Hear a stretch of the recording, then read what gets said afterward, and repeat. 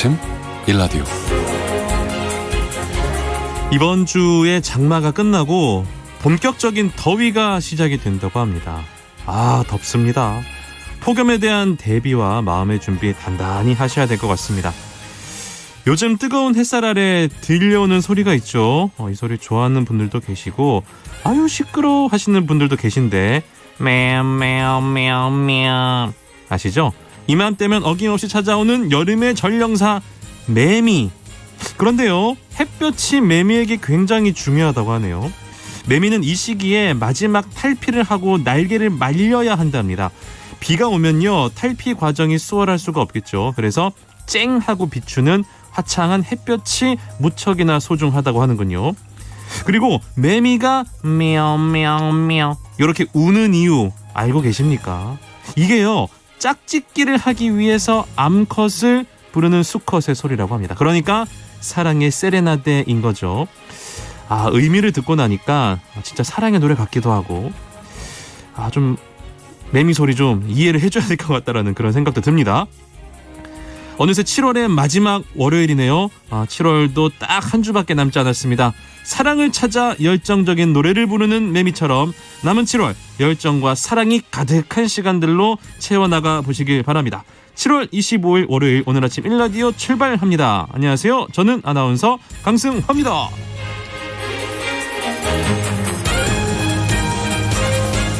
오늘 아침 1라디오 오늘도 생방송으로 함께하겠습니다. 유튜브 KBS 1라디오 공식 채널이나 모바일 콩 어플리케이션을 통해서도 함께 하실 수가 있습니다. 자, 그리고 오늘은 월요일이죠. 여러분들 힘내시라고 속담 퀴즈로 월요일 시작하도록 하겠습니다. 농사와 관련된 우리 속담을 살펴보고 그 속에 담긴 삶의 지혜를 함께 배워보는 시간이죠. 잘 들으시고요. 빈칸에 들어갈 단어를 맞춰주시면 되겠습니다. 오늘의 문제 드리겠습니다. 문제 짧습니다. 여름에 하루 놀면 이것에 열을 굽는다. 여름에 하루 놀면 이것에 열을 굽는다. 농번기에는 하루라도 놀면 그만큼 농사의 피해가 크다는 뜻인데요. 미래를 위해서 바쁠 때는 한시라도 게을리하지 말라는 의미죠. 한창 일을 해야 할 때 하루 일을 게을리하면 나중에 10배의 고통이 따를 수도 있다라는 걸 경고하고 있습니다. 외국에도 비슷한 내용이 있긴 하군요. 여름 하루는 1년을 먹게 한다라는 러시아 속담도 있습니다. 자, 여름에 하루 놀면 이것에 열을 굽는다. 어려우시다고요? 객관식으로 바로 드리겠습니다. 1번 가을, 2번 겨울. 여름에 하루 놀면 이것에 열을 굽는다. 1번 가을, 2번 겨울. 자, 정답을 보내주신 분들 가운데 추첨을 해서요, 농촌진흥청에서 제공하는 웰빙 혼합 잡곡 세트 구수하죠. 2분께 향긋한 모바일 커피 쿠폰 5분께 드리도록 하겠습니다. 그리고 정답과 함께 여러분들의 사연을 기다리고 있는데요. 오늘 정답과 관련된 내용도 좋고요.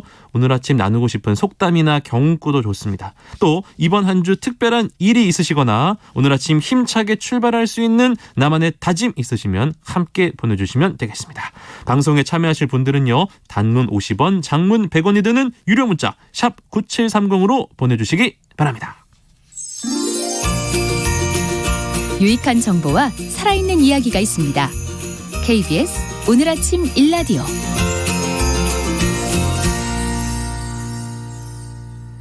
이번엔 한 주간 농가에서 알아둬야 할 주요 농작업 정보를 전하는 시간입니다. 농촌진흥청 대변인실 정병진 농촌지도관과 함께하겠습니다. 안녕하세요. 네, 안녕하세요. 우선 농가에서 관심을 가지실 만한 새로운 농업 소식부터 살펴보겠습니다. 요즘에 도시에서도요, 작은 텃밭에 상추, 고추, 오이 키워가지고 이제 드시는 쏠쏠한 재미들 느끼고 계신 분들 많으신데, 근데 고령자 그리고 몸이 불편한 분들도 함께 할 수 있는 텃밭 정원 모형을 만들어 보급한다라고 하는데요. 이게 기존 텃밭과 어떤 차이가 있습니까? 네, 기존의 텃밭은 먹거리 생산 위주여서 고령자와 장애인 전용 공간이 없어 아쉽다는 목소리가 있습니다. 네. 농촌진흥청에서는 현장의 수요를 반영해 몸이 불편하거나 나이가 많거나 반려동물이나 어린 자녀와도 함께 텃밭 활동에 참여할 수 있는 4가지 텃밭 모형을 만들고 이번에 세종특별자치시에 처음으로 2가지 모형을 현장에 적용하여 보급했는데요. 먼저 보행이 자유로운 텃밭 정원은 휠체어, 보행 보조기구 등의 이동과 작업이 편리하도록 조성하고 네. 잎채소, 허브, 화해류를 재배토록 하였으며 고령자 특화 정원은 골절 등 부상 위험 방지를 위해 바닥을 미끄럽지 않게 하고 텃밭에 의자를 결합해 디귿자 모양으로 텃밭을 조성하여 휴식과 소통을 쉽게 하도록 하여 몸과 마음이 안정되도록 조성했습니다. 아, 참 좋은 일인 것 같습니다. 갑작스러운 폭우와 무더위가 반복되는 계절인데 농작물 관리라든지 건강 관리에 많은 분들이 좀 어려움이 있으실 것 같습니다. 이번 주 농업 기상 전망 어떻습니까? 네, 내일은 삼복더위 중 두 번째인 중복인데요. 아, 네. 더위 먹지 않도록 삼계탕 등으로 아이고. 몸보신 잘 하시고 네. 건강 관리도 잘 하시기 바랍니다. 정병진 농촌 지도관님도 건강 관리 잘 하시길 바랍니다. 네, 감사합니다. 이번 주는 화요일은 충청권과 남부지방, 수요일은 수도권과 강원 영서, 충남, 전북 지역에 소나기가 예보되어 있고 네. 다른 날들은 맑겠습니다. 기온은 아침 23도에서 26도, 낮에는 29도에서 35도로 지난주보다 높을 것 같습니다. 네. 하지만 우리나라 주변 기압계에 따라 소나기가 내리는 구역이 변동될 수도 있고 돌풍과 함께 천둥 번개를 동반한 강한 소나기가 내릴 가능성도 있으니 항상 주의해 주셔야겠습니다. 무더운 여름철 농가에서 실천하셔야 할 농작업 그리고 주요 농사 정보도 알아볼게요. 먼저 벼농사 어떤 관리를 해야 할까요? 비가 온 뒤에는 습도와 온도가 높아 각종 병해충이 많이 발생하는데요. 네. 7월 중순 이후 잎도열병 발생이 지속될 경우나 출수기 전후에 비가 자주 올 경우 7월 하순부터 이삭이 펼 것으로 예상되는 조생종의 경우 이삭도열병으로 번질 우려가 있으니 이삭 패기 전에 전용 약재로 방지해 주셔야 합니다. 잎지무늬마늘병은 장마 이후 습도와 기온이 높게 유지되면 확산이 우려되므로 중간 물때기를 잘 해주고 병든 주기가 20% 이상 보이면 등록약재로 방지해 주시기 바랍니다. 밭작물들도 관리해야 할 일들이 많을 것 같습니다. 네, 7월 말부터 가을 감자를 심는 시기인데요. 네. 고온 시기에 파종하기 때문에 씨감자가 부패되지 않도록 해가림, 일항과 고랑 설치 등을 통한 직사광선 피해 예방이 필요합니다. 일항 방향은 가급적 동서 방향이 좋으며 생육 기간이 짧기 때문에 질소 비료도 봄재배에 비해 20% 정도 많이 줘야 합니다.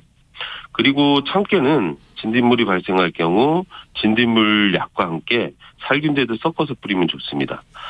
참깨는 잎부분에 달린 잎은 소엽이어서 늦게 달린 꼬투리의 종실은 영양 공급이 잘 안 될 수 있으므로 첫 꽃 핀 후 35 내지 40일 사이에 순지를 해줘야 합니다. 네.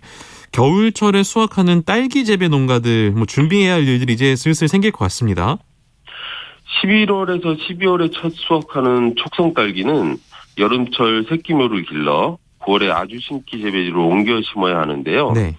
모종에서 발생한 병해충이 아주 심기 재배지로 이어지지 않게 모종 방제와 함께 아주 심기할 포장도 철저히 소독해야 합니다. 7월에서 8월은 장마와 무더위에 따른 덥고 습한 환경으로 탄저병, 시드름병 등에 걸리는 경우가 많으므로 주의가 필요합니다. 탄저병이나 시드름병에 걸렸을 경우에는 약을 줄기와 잎, 뿌리까지 충분히 묻도록 뿌려주고 아주 심기할 포장은 태양열 소독과 화학적 소독을 함께 진행하여 토양전염병을 미리 차단해줘야 합니다. 그렇군요. 과수 농가들은 어떤 일들을 좀 신경 써야 할까요? 복숭아는 햇볕이 잘 들어야 당도 향상과 품질 향상이 좋은데요. 과실 수확 20에서 30일 전에 여름 전정을 실시하면 광 환경 개선이 되어 과실의 당도가 향상되고 양분의 흡수도 과실에 집중되어 품질이 향상됩니다. 네. 포도는 햇볕 대임 발생 억제를 위해 5 내지 7일 간격으로 10 내지 15ml씩 주기적으로 물을 대줘야 합니다. 그리고 질소질 거름이나 비료를 많이 주면 포도알이 너무 빨리 자라 껍질이 약해지므로 적당히 주시기 바랍니다. 그렇군요. 요즘에 사료 가격이 계속 오르고 있어서 축산 농가들 참 어렵다 말님들 말씀하시는데 이거 극복할 수 있는 좋은 기술 혹시 있습니까? 기존에는 사료적 가치를 몰라서 버려지던 농식품 부산물의 재평가를 통해 활용할 수 있는 부산물 활용 자가 TMR 배합비 프로그램을 개발하여 보급한 결과 평균 소득이 일반 농가보다 129% 증가한 것으로 조사되었습니다. 그리고 사육기간을 3개월 단축할 경우 한우 한 마리가 배출하는 온실가스가 10.4% 줄고 육질 등급 등 품질이 좋아져서 농가의 소득이 3.2배나 높은 것으로 나타났습니다. 농촌진흥청에서는 이 기술을 현장에 조속히 확산하여 농가의 어려움을 해결해 가도록 할 계획입니다. 네, 농촌진흥청 대변인실 정병진 농촌지도관과 함께했습니다. 고맙습니다. 네, 감사합니다.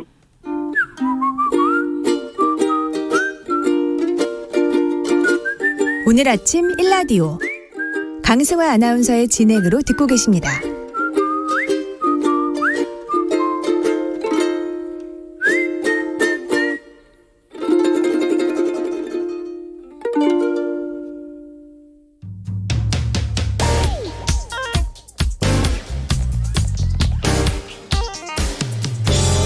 오늘 아침 뉴스 브리핑. 뉴스 브리핑 정상근 기자 연결하겠습니다. 안녕하세요. 네, 안녕하십니까. 행정안전부 경찰국 설치를 두고 경찰의 반발이 이어지고 있군요. 네, 윤석열 정부가 행정안전부에 경찰국을 신설하겠다 이렇게 결정한 데 대해서 일선 경찰관들의 반발이 이어지고 있습니다. 네. 지난 토요일에 이 전국의 경찰서장들, 그러니까 이 총경급 경찰관들이 처음으로 한자리에 모였는데요. 이 총경들은 경찰의 중립성과 책임성이 흔들릴 수 있다면서 이 만장일치로 이 행정안전부의 경찰국 신설을 보류해야 한다라고 밝혔고요. 네. 또 행안부 장관의 경찰청장 지휘규칙 개정이 부적절하다라고 뜻을 모았습니다. 또 이 행정부의 결정이 국민의 안전에 큰 영향을 미치는 사안인데도 국민과 현장 경찰관들의 의견을 듣는 절차가 미흡했다면서 이 법령 제정 절차를 보류해야 한다라고도 했습니다. 그런데 윤희근 경찰청장 후보자를 비롯해서 이 경찰 수뇌부는 이 참석자들이 복무 규율을 어긴 것으로 보고 엄정 조치하겠다라고 밝혔고요. 실제로 회의를 주최한 류사명 울산 중부경찰서장을 대기 발령 조치했습니다. 그리고 다른 서장들도 감찰을 하기로 했는데요. 네. 여기에 김대기 대통령 비서실장도 이 전국 총경회의는 부적절한 행위라고 강하게 비판했고요. 또 이 국민의힘에서도 경찰의 집단 행동은 부적절하다라고 반발했습니다. 반면 일선 경찰들은 들끓었는데요. 류사명 서장의 대기 발령 소식이 전해지자 이 경찰 내부망에서는 나도 징계하라라는 글이 쏟아졌고요. 또 윤희근 경찰청장 후보자에 대해서는 장관과 대통령만 바라보는 청장을 원하지 않는다라면서 사퇴를 촉구하는 목소리가 나왔습니다. 대우조선해양 노사협상이 타결이 됐습니다만 정부에서는 관련자들을 처벌한다라는 방침이군요. 네, 50일간의 파업의 강제 진압 가능성이 거론되는 등 이 긴장감이 높아졌던 대우조선해양 파업 사태가 노사 합의로 종결이 됐습니다. 하청업체 노동자들은 조선업계 불경기로 깎였던 30% 임금을 보전해주길 원했지만 여기서 크게 물러나 4.5% 인상으로 합의를 했고요. 다만 파업기간 폐업으로 일자리를 잃은 조합원 30여 명을 다른 업체들이 순차적으로 채용하는 데 합의를 했습니다. 하지만 가장 큰 쟁점으로 막판까지 신경전을 벌인 이 손해배상 소송은 완벽한 합의를 이루지 못했습니다. 이 문제는 앞으로 노사가 계속 논의하기로 했습니다만 협력업체사 측은 불법 행위가 반복되는 데다가 또 법과 원칙에 따라야 한다는 생각에 합의에 이르지 못했다라고 밝혔고요. 네. 협력업 형사고소권과 고용노동부 진정권은 계속 진행하겠다라고 했습니다. 또 원청인 대우조선해양이 손해배상 소송을 제기할 가능성도 남아있는 상황입니다. 네. 여기에 대통령실 측은 이 손배소 관계는 대우조선이 하청노조하는 것이라서 정부가 하라 말라 할 상황은 아닌 것 같다라고 했고요. 경찰은 대우조선해양 파업 노동자들에 대한 체포영장을 신청을 했지만 법원에서 기각되기로 했습니다. 알겠습니다. 그 밖에 정치권 소식들도 만나볼까요? 네, 국회가 열렸습니다. 네. 지난 금요일 이 국민의힘과 민주당은 김진표 국회의장이 주재한 회의에서 후반기 원 구성안에 합의를 했습니다. 지난 5월 30일 이 전반기 국회 임기가 끝나고 국회 공백 상태가 된 지 53일 만이었고요. 그리고 이에 따라 오늘부터는 이 대정부 질문이 시작이 됩니다. 윤석열 정부 첫 대정부 질문인데요. 이 국민의힘은 전 정권에, 민주당은 현 정권의 실정을 파헤친다라는 계획입니다. 그리고 당원권 정지 6개월의 징계를 받은 이준석 국민의힘 대표는 현재 전국을 돌아다니면서 지지자들과 주민들을 만나고 있습니다. 네. 지난 금요일은 전남 진도, 그리고 어제는 이 경북 포항을 방문했는데요. 이 당 중앙윤리위원회에 재심을 청구하거나 법원의 징계에 대한 효력정지 가처분을 신청하는 대신 이 장외 행보를 선택하면서 지지층 다지기에 나섰다는 분석입니다. 이 차기 당권 도전도 염두에 두고 있다, 이런 분석도 나오고 있고요. 그리고 민주당 당대표 후보 8명 가운데 3명만 살아남는 이른바 컷오프 예비 경선이 사흘 앞으로 다가왔습니다. 네. 민주당 전당대회 출마 선언 뒤 첫 일정으로 김대중 전 대통령 묘소를 참배했던 이재명 의원은 지난 토요일에는 봉화마을 노무현 전 대통령 묘역에 이어서 또 어제는 그 광주 5.18 민주묘지를 찾았습니다. 하지만 이재명 의원 견제를 위한 이른바 반명연대 단일화 시도도 계속되고 있는데요. 네. 어제는 박용진 의원이 SNS를 통해서 누군가의 민주당이 되어서는 안 된다며 이 강병원, 설훈, 김민석 의원에게 선제적으로 단일화 공동선언을 하자고 제안하게 됐습니다. 코로나19 상황 좀 살펴볼게요. 지금 어떻습니까, 상황이? 네, 지난 토요일 코로나19 신규 확진자 수는 68,551명, 그리고 어제는 65,433명이었습니다. 네. 지난주가 4만 명대 초반이었으니까 더블링까지는 아니었지만 그래도 확산세가 크게 이어지고 있는데요. 네. 위중증 환자 수도 146명까지 늘어났고요. 이 사망자도 지난 토요일에 30명, 네. 어제는 18명까지 나왔습니다. 오늘은 어제 9시까지 3만 5천 명의 확진자가 이미 나온 상황인데요. 네. 역시 지난주에 비해서 크게 늘어난 수치입니다. 한편 오늘부터는 해외에서 국내로 입국한 사람은 입국 1일차에 코로나19 PCR 검사를 받아야 합니다. 만약 시간상 당일 검사가 어려운 경우 그 다음 날까지 받아야 하는데요. 네.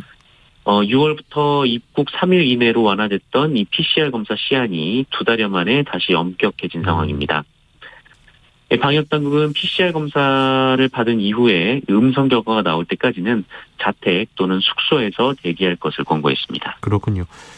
이 코로나19라는 질병이 취약계층에게 더 치명적인 병이었다. 이런 조사 결과가 있었네요. 네, 이 소득 하위 10% 취약계층이 코로나19에 걸렸을 때 이 사망 위험이 다른 소득 분위의 2배 이상에 달하는 것으로 나타났습니다. 네.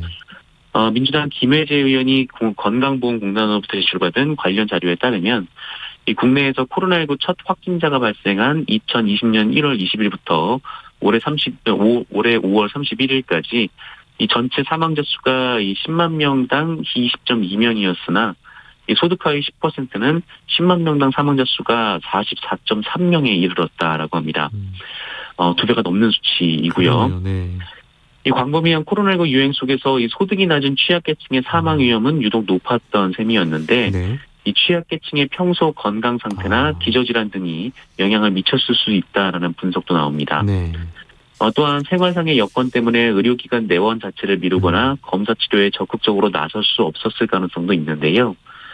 여기에 그동안 정부가 부담하던 병의원 외래 진료 시 발생하는 진료비 본인 부담금 그리고 약값을 지난 10일부터 확진자가 납부하게 되면서 이 취약계층이 병원 진료에 더욱 소극적일 수 있다라는 지적도 나오고 있습니다. 이에 관련 대책 마련이 시급하다라는 지적입니다. 그렇군요. 세계보건기구가 원숭이 두창을 두고 비상사태를 선포했네요. 네, 원숭이 두창이 계속 퍼지자 이 세계보건기구가 결국 공중보건 비상사태를 선포했습니다. 유럽 쪽 확산세가 더 번질 수 있다 이렇게 경고를 한 건데요. 이 원숭이 두창은 지난 5월 영국에서 첫 감염자가 나온 이후 네. 2달여 만에 75개 국가에서 16,000명이 넘는 확진자가 나온 상황입니다. 이 WHO가 이 공중보건 비상사태를 선언한 것은 이 소아마비와 에볼라, 치카 바이러스, 코로나19 등에 이어서 역대 7번째입니다. 이에 우리 질병관리청도 이번 주 위기평가회의를 열어서 국내 상황을 점검하겠다라고 밝혔는데요. 네. 국내에서는 지난달 22일 이 독일에서 입국한 내국인이 처음으로 확진된 이후 추가 감염자가 나오지는 않고 있으며 첫 확진자의 접촉자들도 21일간의 검사 기간을 마친 상태입니다. 그리고 지금까지 추가 감염 사례는 없는 상황입니다. 네. 사회면 좀 살펴볼게요. 이거 좀 독특한 사건인데 네. 교통법규를 위반한 차량만 골라서 고의적으로 사고를 낸 일당이 붙잡혔습니다. 이거 무슨 내용입니까? 네, 일부러 교통법규를 위반하는 차량들만 골라서 고의적으로 사고를 내고 또 보험금을 뜯어낸 일당이 경찰에 붙잡혔습니다. 네. 이들은 지난 2019년 8월부터 2년 동안 서울 강남 일대에서 앞선 차량이 차선을 바꾸면 이 뒤에 차량이 속도를 내 들이받는 방식 등으로 87차례에 걸쳐서 보험금 5억 3천만 원을 뜯어냈다라고 합니다. 주로 심야 시간을 노렸고요. 이 빌린 차량을 이용해서 범행을 했습니다. 이 사고 이력을 숨기기 위해서 다른 사람 명의를 사용해 보험사의 의심을 피해온 것으로 또 조사가 됐습니다. 또한 이들은 보험금을 많이 받기 위해서 용돈을 벌게 해주겠다라며 이 배달원이나 동네 선후배 등 지인들을 탑승자로 끌어들이기도 했는데요. 이 탑승자와 운전자로 역할을 나눈 일당은 고의 사고 후에 합의금을 받아서 나눠 갖는 방식으로 범행을 했습니다. 네. 특히 탑승자 역할을 한 공범들은 대부분 구직이 어렵거나 이 경제적 여건이 좋지 않은 20대 초반의 사회 초년생들이었다고 하고요. 네. 그렇게 잡힌 사람들의 수가 무려 92명에 이릅니다. 그리고 경찰은 이 중에 주범 3명을 구속을 했습니다. 그렇군요. 또 좀 이게 좀 기분이 안 좋은 소식인데요. 베이징 올림픽 메달리스트가 술을 먹고 운전을 해서 물의를 일으켰습니다. 네, 지난 금요일 저녁 이 진천 선수촌 인근에서 동계올림픽 메달리스트 김민석 선수와 장재원 선수가 이런 선수들을 포함해서 중국 대표팀 4명이 술을 마셨고요. 이후 3km 정도를 음주운전으로 이동해서 이 선수촌으로 복귀한 사실이 알려졌습니다. 네. 이들은 선수촌에 복귀한 이후 이 쇼트트랙 박지훈 선수 생일 파티에 참석을 하겠다면서 이 숙소로 올라가는 과정에서 또 음주운전을 했는데요. 이때 걸렸습니다. 이 보도블록 경계석과 충돌을 했는데요. 네. 이들은 사고 수습 없이 숙소로 이동을 했는데 이 CCTV를 확인한 선수촌 당직자에게 적발이 됐고 이 과정에서 음주 사실이 밝혀졌습니다. 이 빙상연맹은 당시 사고 당시 운전대를 잡은 김민석 선수 그리고 함께 술자리를 갖고 차량에 동승했던 정재원, 정재웅 그리고 정선교 선수 등 모두 4명에게 곧바로 이 선수촌 퇴촌 지시를 내렸습니다. 당시 김민석 선수가 경찰 조사를 받지 않았고 또 혈중 알코올 농도 측정하지 않았지만 이들의 중징계는 불가피해 보이는 상황입니다. 우리나라 축구대표팀이 동아시아 챔피언십에서 2연승을 달렸습니다. 네, 이 남자 축구 국가대표팀이 2022 동아시아 축구연맹 E1 챔피언십 2번째 경기에서 최약체로 꼽히는 홍콩을 상대로 3대0의 승리를 거뒀습니다. 강성진 선수가 멀티골을 터뜨렸고요. 여기에 홍철 선수의 추가골로 승전보를 올렸습니다. 이날 승리를 거둔 한국은 이 동아시아 축구연맹에서 챔피언십에서 2연승을 달리면서 중국과 비긴 일본을 제치고 조 1위로 올라섰습니다. 결국 마지막 경기를 통해 우승팀이 가려질 것으로 보이는데요. 이 마지막 경기는 한일전으로 경기는 오는 27일 오후 7시 20분에 치러집니다. 뉴스 브리핑 정상근 기자와 함께했습니다. 고맙습니다. 고맙습니다.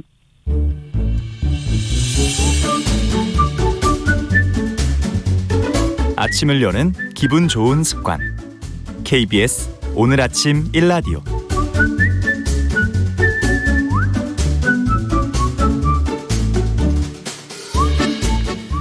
농수산물 유통의 새로운 트렌드를 살펴보는 마케팅 브리핑 시간입니다. 빅데이터 전문 업체 마이테이스티의 민지영 대표와 오늘도 함께하겠습니다. 안녕하세요. 네, 안녕하세요. 예, 오늘은 이거 제가 정말 좋아하는 건데요. 게임과 마케팅에 대한 이야기를 나눠보겠습니다. 게임화 마케팅, 이게 뭡니까? 네, 일단 게임은 방금 말씀하셨다시피 누구나 한 번은 또 경험해봤을 또 좋아하시는 그 놀이 문화죠. 맞습니다. 이렇게 익숙한 게임 내에 다양한 게임화 요소를 이제 홍보 콘텐츠나 서비스 안에 넣어서 소비자들의 흥미를 유도하고 또 참여하게도 하고요. 또 나아가서 사람들이 이제 기업과 제품에 대한 태도를 바꾸는 마케팅입니다. 네. 대표적인 게임화 요소를 보면 이제 단계별 과제, 퀘스트가 있고요. 네. 또 그에 따른 리워드라고 하는 보상이 있죠. 그래서 주어진 퀘스트를 성공하면 이제 아이템과 같은 적절한 보상이 주어지는데요. 네. 또 사용자의 선택이나 또 게임하는 방식에 따라서 결과가 바뀌는 멀티 엔딩도 게임 요소 중에 하나입니다. 네. 그리고 또 우리가 캐릭터를 키우는 재미도 또 게임을 통해서 재밌죠. 알게 된 경우가 맞습니다. 많고요. 특히 또 젊은 세대일수록 이 게임에 익숙해져 있기 때문에 또 더 큰 재미를 느끼고 브랜드에 관심을 가지게 된다고 하는데요. 네. 그래서 최신 마케팅 성공의 또 필수 코드라고 부르고 있는 게임화, 네, 게이미피케이션이라고 부르는데 이거를 기업들이 어떻게 활용하고 있는지 소개를 해드리려고 합니다. 마케팅에 게임적인 요소를 집어넣는다. 근데 이게 이제 뭐 우리가 딱 생각하면 안 떠오르지만 누구나 접해본 게임화 마케팅 사례가 많다고 들었어요. 어떤 것들이 있나요? 네, 일단 우리 생활 가장 가까이에 있는 커피. 커피 네. 뭐죠? 뭐 어떤 게 게임이죠? 네, 10잔을 마시고 또 스탬프를 찍으면은 무료 커피 한 잔을 네, 교환할 수 있다거나. 대표님, 네. 무슨 커피예요? 탕수육. 네, 탕수육 쿠폰이 전통적인 그것도 게임이에요. 네, 그렇죠. 우리가 구매를 하고 나중에 적절한 보상을 받는. 네. 일종의 그게 이제 뭐 음식을 몇 개 먹으면 쿠폰을 받는 게 퀘스트고 네. 뭐 10장을 모으면 탕수육 하나 무료가 보상인 거고. 네, 맞습니다. 옛날부터 하고 있었네요. 네, 또 같은 맥락으로 네. 제품을 구매해서 적립금을 모으는 것도 일종의 게임 요소라고 볼 수 있고요. 그렇습니다. 또 뭐 건강 챙기기 위해서 걷기 운동을 많이 하시죠. 하는데 네. 이제 걸을 때마다 우리가 포인트를 또 받기도 하고. 저희가 하고 있어요. 네, 친구와 같이 연동을 해서 걷기 챌린지를 함께 도전하는 것. 이런 것들이 게임화 요소에 포함이 된다라고 보시면 됩니다. 네. 그리고 저도 택시를 부를 때나 또 짧은 시간 렌트를 할 때 네. 모빌리티 플랫폼 사용을 많이 하고 있는데요. 네네. 이 플랫폼을 보면은 이용 횟수나 또 이용한 상품에 따라서 배지를 획득할 수가 있습니다. 아하. 네, 뭐 이 배지를 다 모으면 특별한 할인 쿠폰을 제공하는 경우도 있지만 네. 또 그냥 아무것도 없이 그냥 마이 페이지에 이렇게 배지를 이렇게 아하. 모을 수 있는 경우들도 있거든요. 네. 그러니까 뭐 이렇게 혜택이 없는데도 이렇게 배지를 다 모으기 위해서 다양한 상품을 사거나 또 서비스를 이용하기도 하고 또 기업에서 요구하는 챌린지를 시도하기도 하더라고요. 사람 심리가 특이해요, 그죠? 네. 아무것도 안 주는데 뭐 모아야 되는 게 있으면 괜히 모으고 싶어. 그런 것들을 좀 이용한 마케팅이라고. 이제 우리 주변에서 흔히 볼 수 있는 게임 요소들이 생각보다 많이 있었는데 근데 최근 들어서 이런 게임화 마케팅이 더 주목을 받는 이유가 뭘까요? 네, 일단 마케팅에서 요즘 소비자들 또 트렌드에 대해서 얘기를 할 때 가장 중요한 키워드 또 많이 쓰는 키워드가 경험과 재미입니다. 재미있어야죠. 네, 그래서 오프라인에서 체험하고 또 즐길 수 있는 다양한 공간을 만들기도 하는데 네. 거기다가 게임 요소를 가미해서 또 소비자에게 제품 구매와 같은 더 적극적인 활동을 요구할 수도 있는 건데요. 네. 그래서 이 때문에 소비자의 자발적인 참여가 좀 높아진다라는 장점이 있습니다. 근데 물질적으로 얻는 것이 또 없는 게임 요소들도 있지만 네. 또 게임은 말 그대로 게임이잖아요. 맞아요, 숙제나 맞아요. 일이 네. 아니기 때문에. 재미로 하는 거니까. 네, 그래서 이렇게 생각지도 못했던 요소들 때문에 흥미가 커지기도 한다는데요. 네. 한 카페는 네. 출입문을 5개를 만들고 에잉? 네, 똑같은 디자인을 해서 진짜 입구를 표시하지 않았다고 합니다. 네, 각각의 문 뒤에는 뭐 인형이 있는 경우도 있고, 네, 공포 컨셉의 인테리어가 있는 경우도 재밌다. 있는데, 네, 그래서 소비자들의 단골 인증샷 코스가 됐다고 하고요. 네. 그래서 이러한 재미 요소를 통해서 또 참여와 관심을 얻는 것만큼 사실 마케팅에서 좋은 성과는 없을 거다라는 이야기를 많이 하면서 예. 게이머 마케팅에 좀 관심을 보이는 것 같습니다. 하긴 저희 방송도 얼마 전부터 이제 월요일마다 퀴즈 드리고 있거든요. 네. 이것도 좀 게임 마케팅 아니겠습니까? 네, 맞습니다. 월요일에 참여가 정말 많거든요. 게임 마케팅 재밌네요. 이제 그 서비스 내에 숨겨놓는 재미 요소라든지 장치들이 좀 있거든요. 그러니까 네네. 보이는 게 아니고 네네.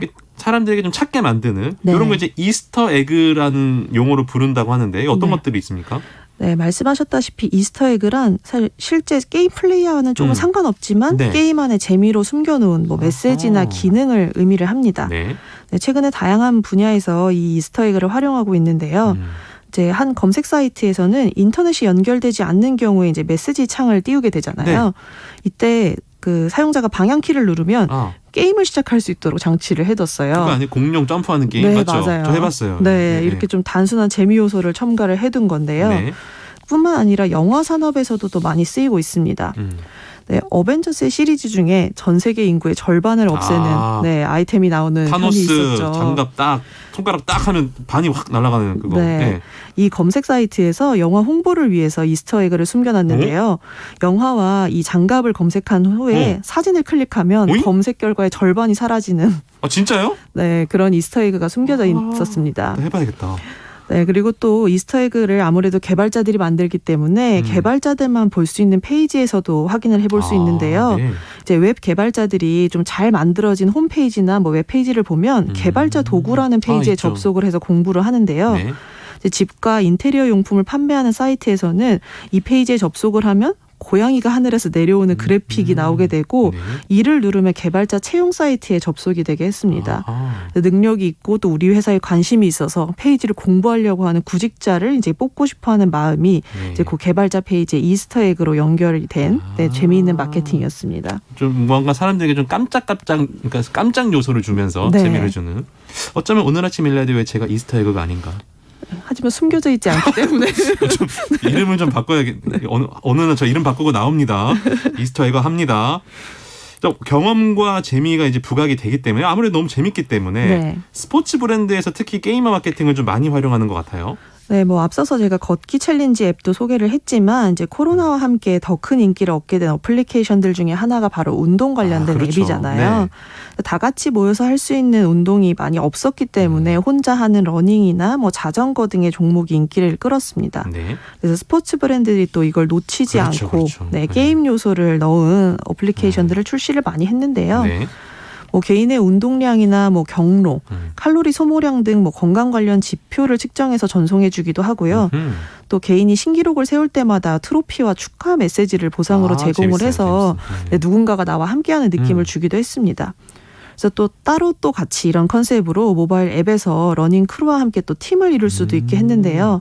이렇게 팀을 이뤄서 다른 이들하고 경쟁을 하는 구조를 통해서 또 기록 경쟁, 또 보상이 이루어지기도 했습니다. 네. 뭐 특별한 물질적인 보상은 아니지만 이제 성취 욕구를 또 맞아요. 자극해서 네. 건강한 습관까지 만들게 하는 또 긍정적인 게이머 마케팅 사례라고 볼 수 이게 있겠습니다. 공유하시는 분들이 많으면 네. 내 성적이 좀 저조하면 좀 부끄러울 수도 있기 때문에 더 네. 열심히 하는 그런 경향. 네. 금융권도 한번 살펴볼게요. 금융권에서 게이머 마케팅 뭐 어떤 사례들이 있습니까? 네, 이렇게 매주 약정된 적금을 성공을 하면 내 계정에 브랜드의 캐릭터를 한 칸씩 채우는 적금 상품. 네, 혹시 진짜, 해보셨나요? 진짜 은행스러운데요. 이거 저 해봤어요. 네. 이게 많은 액수는 할 수 없게 돼 있더라고요. 맞아요. 소액만 가능하게. 네, 네. 누적 가입 계좌 수가 무려 1,000만 구자를 넘었습니다. 그중 70%가 2030 고객이라고 하고요. 네. 그래서 조금 딱딱할 수 있는 금융 상품과 캐릭터를 연결해서 젊은 세대가 이제 쉽게 접근할 수 있도록 한 건데요. 네. 또 다른 모바일 은행 중에 한 곳은 아예 고전 게임인 캐릭터 키우기와 접목을 했습니다. 그래서 적금을 가입하면 내 캐릭터가 알에서 부활을 하기 시작하고요. 그 친구구나. 네, 그래서 매주 적금을 성공할 때마다 캐릭터가 진화를 합니다. 네, 그래서 최종 진화 단계를 알기 위해서는 와. 이 약정 금액을 빼놓지 않고 입금을 해야 되기 때문에 네. 이 캐릭터를 알려면 네. 적금을 꼭 해야 되는 네, 상황을 만들었습니다. 네. 그래서 이 적금은 출시 3일 만에 10만 계좌가 우와. 개설됐다고 하거든요. 네. 그래서 이렇게 게임 요소인 캐릭터가 어떤 모습으로 진화할지 이런 기대감이 네, 소비자들의 돈을 움직였다라는 게 굉장히 흥미롭더라고요. 캐릭터 특징이 사람마다 좀 다른 걸로 진화하는 게 특징이잖아요. 네, 맞아요. 어떻게 되는지 알 수 없는 게 그래서 특징이죠. 뭐 남들 거 본다고 해서 내 거처럼 된다는 보장도 없으니까 네, 네. 무조건 내 적금을 좀 발전시켜야 되거든요. 네. 뭐 나쁘진 않은 것 같습니다. 어쨌든 내 돈이니까. 농산물과 관련된 게이머 마케팅 이야기를 저희가 해봐야 되는데 네. 사실 농산물은 잘 상상이 안 되거든요. 네, 네. 그래서 아예 그냥 게임 자체와 협업한 사례가 있다면서요? 네, 맞아요. 사실 인기 있는 게임들을 보면 네. 우리가 얻기 좀 어려운 아이템은 현금으로 거래되는 경우가 있잖아요. 네. 그래서 비싼 아이템의 경우는 수백만 원까지 하기도 하고요. 비싸죠.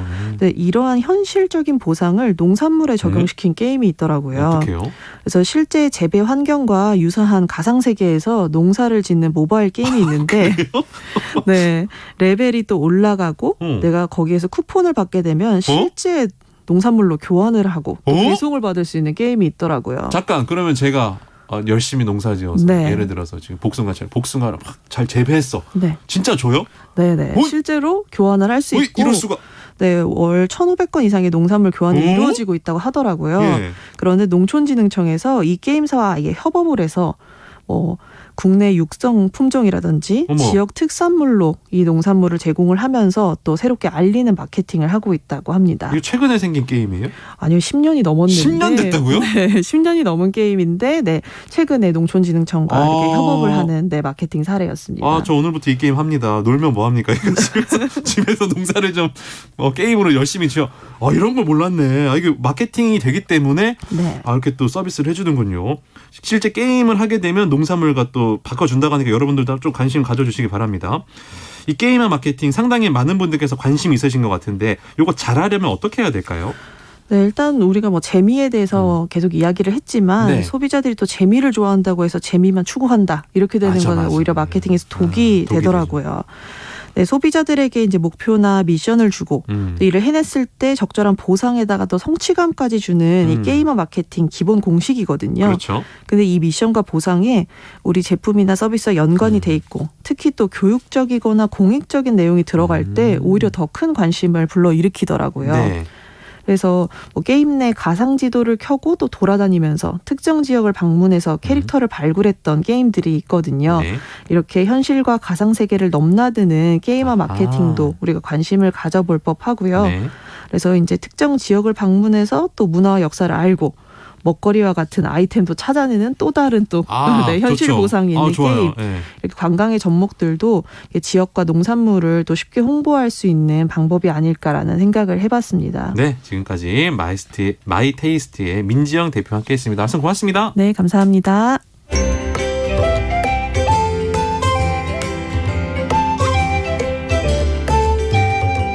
상쾌한 하루의 시작. KBS 오늘 아침 일라디오. 자, 여러분들 많이들 기다리고 계셨습니다. 오늘의 퀴즈 정답 소개해드리도록 하겠습니다. 여름에 하루 놀면 이것에 열을 굽는다. 정답은 바로 가을 아니고 2번 겨울이었습니다. 예. 훗날을 위해서 바쁠 때 한시라도 게을리하지 말라라는 의미죠. 정답자분들 좀 살펴볼까요? 문자 보겠습니다. 2333번님 2번 겨울입니다. 일주일을 위해 장거리 운전 출발 시동을 걸었습니다. 기름값이 부담스럽긴 하지만 농민들이 피땀으로 일군 농산물 싣고 지방에서 가락시장 갑니다. 더운 날씨 모두 건강하세요라고 보내주셨네요. 0509번님 정답 2번 겨울. 뭐든지 때가 있다는 거 알려주는 속담이죠. 더 나아가 썰매는 여름에 장만하고 달구지는 겨울에 장만한다는 속담도 있네요. 무엇이든 제철이 되기 전에 준비해야 다음이 편하다는 뜻이죠. 그렇습니다. 7694번님 2번 겨울입니다. 중2 딸내미한테 알려줘야겠어요. 공부하는 걸 엄청 힘들어하거든요. 이쁜 우리 딸 조금만 힘내자. 사랑해. 5525번님 2번 겨울. 오늘 아침 감자 수확하고 있습니다. 자식들에게 나눠주고 새벽 시장에 나가 판매할 예정이에요. 아유 고생 많으시네요. 3313번님 옛날 군대 가기 전 엄마가 아침에 깨우시면서 이놈아 그렇게 게으르면 나중에 밥 빌어 먹는다 혼나곤 했죠. 지금은 70이 넘어서 그런지 새벽에 일찍 일어납니다. 어머니가 그리운 아침입니다. 3351번님 정답 겨울입니다. 도시생활자인 저는 어제 시골로 내려와서 내일까지 잡초 제거와 농약 차기를 열심히 하려고 합니다. 5시부터 일어나서 라디오를 틀고 신나게 작업 중이에요. 오늘은 어두워질 때까지 부지런히 일해야겠네요.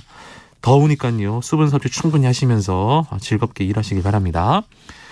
8118번님 정답 겨울. 배짱이와 개미의 이야기를 생각나게 하는 아침이네요. 겨울을 생각하고 잠시라도 더위를 잊게 하는 퀴즈에 강승화 아나운서의 맑은 목소리 오늘 아침도 힘차게 출발할 수 있습니다. 라고 보내주셨습니다. 그러네요. 이거 답이 겨울이었는데 개미와 배짱이 이야기 많이들 떠오르실 텐데 그게 그 내용이잖아요. 배짱이가 이제 일 안 하고 막 노래만 부르고 개미는 열심히 일해서 겨울에 배짱이가 먹을 게 없어가지고 후회한다 이런 내용인데 요즘 친구들은요 이 내용을 또 다르게 본답니다. 배짱이가 노래를 열심히 하잖아요. 유튜브에서 배짱이가 성공을 한다네요. 그래서 개미가 굉장히 부러워한다라는 그런 우스갯소리도 있습니다. 재미가 없었나요 여러분? 예. 웃음소리가 안 들리네요. 예. 자 당첨자 농촌진흥청에서 제공하는 웰빙 혼합 잡곡 세트 2333번님 0509번님께 드리겠습니다. 그리고 7694-5525-3351-3313-8118번님께는 모바일 커피 쿠폰을 드리도록 하겠습니다. 모두 진심으로 축하드립니다. 자, 올여름 장마가 끝나고 앞으로는 무더위가 기승을 부린다고 하네요. 아침 기온은 전국이 20에서 24도로 어제와 비슷하겠지만 낮 기온은 어제보다 5도가량 높을 전망입니다. 모두 더위 조심하시고 건강관리 잘 하시기를 바라겠습니다. 오늘 아침 일라디오 오늘 소식은 여기까지입니다. 오늘도 건강하고 안전한 하루 보내시길 바랍니다. 아나운서 강승화였고요. 내일 오전 6시 15분에 다시 인사드리겠습니다. 여러분 진심으로 고맙습니다.